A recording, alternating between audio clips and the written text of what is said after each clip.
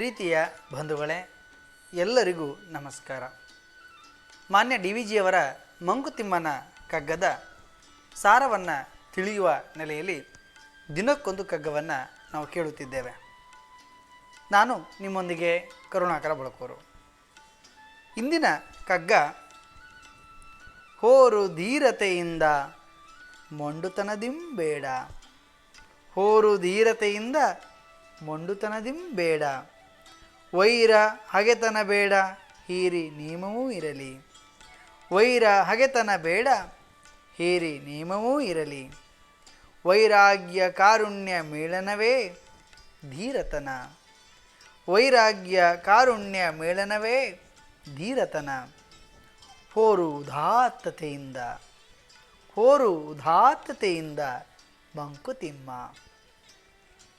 ಬಂಧುಗಳೇ, ಮಾನ್ಯ ಗುಂಡಪ್ಪನವರು ಈ ಕಗ್ಗದಲ್ಲಿ ಬಹಳ ವಿಶಾಲ ಅರ್ಥವನ್ನು ನಾವು ಇಲ್ಲಿ ಕಟ್ಟಿಕೊಡ್ತಾರೆ.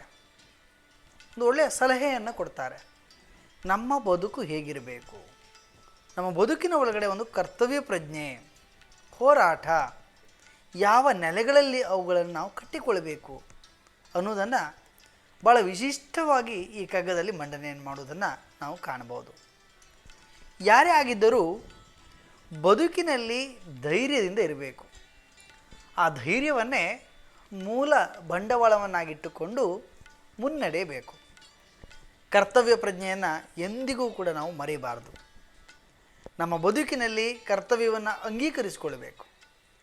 ಕರ್ತವ್ಯದ ಮೂಲಕವೇ ಎಲ್ಲವನ್ನು ನಾವು ಗೆಲ್ಲಬೇಕು.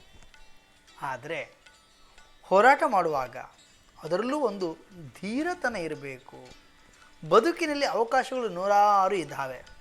ಆದರೆ ಅವಕಾಶವನ್ನು ಸರಿಯಾಗಿ ಆಯ್ಕೆ ಮಾಡಿಕೊಂಡು ದಿಟ್ಟತನದಿಂದ ಜವಾಬ್ದಾರಿಯನ್ನು ಹೊತ್ತುಕೊಳ್ಳಬೇಕು.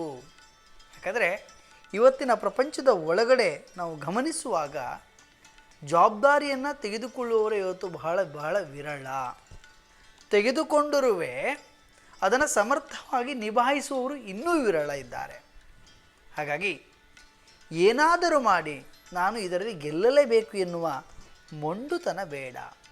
ಅಂದರೆ ಆ ಹೋರಾಟವು ಮೊಂಡುತನದಿಂದ ಆಗಿರಬಾರ್ದು. ಆ ಹೋರಾಟಕ್ಕೆ ನಿರ್ದಿಷ್ಟವಾದಂಥ ಒಂದು ನಿಯಮ ಅಂತಿರಬೇಕು.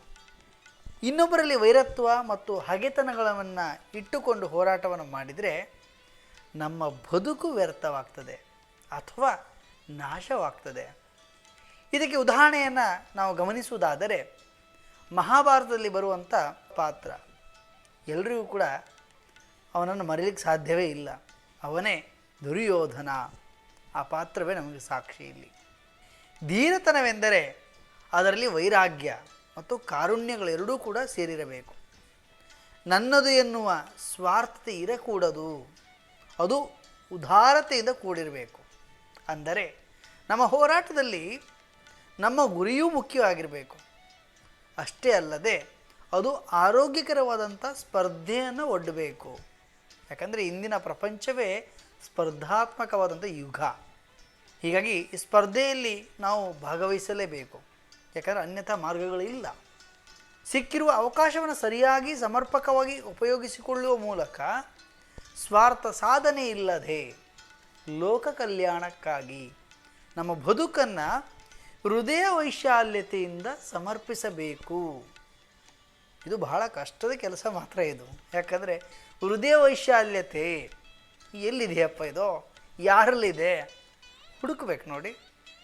ಯಾಕಂದರೆ ಇವತ್ತಿನ ಜಗತ್ತಿನ ಒಳಗಡೆ ಎಲ್ಲೋ ಒಂದು ಕಡೆ, ಎಲ್ಲರೂ ಅಲ್ಲ, ಎಲ್ಲೋ ಒಂದು ಕಡೆ ಈ ಸಂಕುಚಿತ ಮನೋಭಾವನೆಯ ವ್ಯಕ್ತಿಗಳು ನಮ್ಮಲ್ಲಿ ಬಹಳಷ್ಟು ಜನ ಇದ್ದಾರೆ. ಈ ವಿಶಾಲ ಹೃದಯತೆ, ವೈಶಾಲ್ಯ ಹೃದಯತೆ ನಮಗೆ ಇವತ್ತು ಬೇಕಾಗಿದೆ. ಇಂಥವರ ಪ್ರಪಂಚವನ್ನು ನಾವು ಕಟ್ಟಿಕೊಳ್ಬೇಕಾಗಿದೆ ಇವತ್ತು.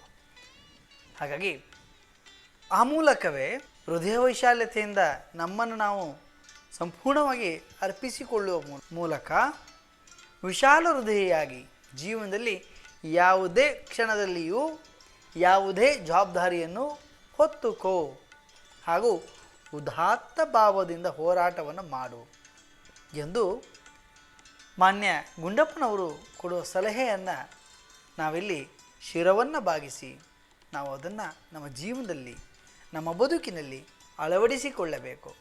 ಆ ಮೂಲಕವೇ ನಮ್ಮ ಬದುಕನ್ನು ಸಾರ್ಥಕ್ಯದ ಮೂಲಕ ಉತ್ತುಂಗದ ಮಟ್ಟವನ್ನು ಮುಟ್ಟುವಲ್ಲಿ ನಾವೆಲ್ಲರೂ ಪ್ರಯತ್ನಿಸಬೇಕು. ಬಂಧುಗಳೇ, ಇನ್ನೊಂದು ಕಗ್ಗದೊಂದಿಗೆ ನಾಳೆ ಭೇಟಿಯಾಗುತ್ತೇನೆ. ಅಲ್ಲಿಯವರೆಗೆ ನಮಸ್ಕಾರ, ಶುಭ ದಿನ.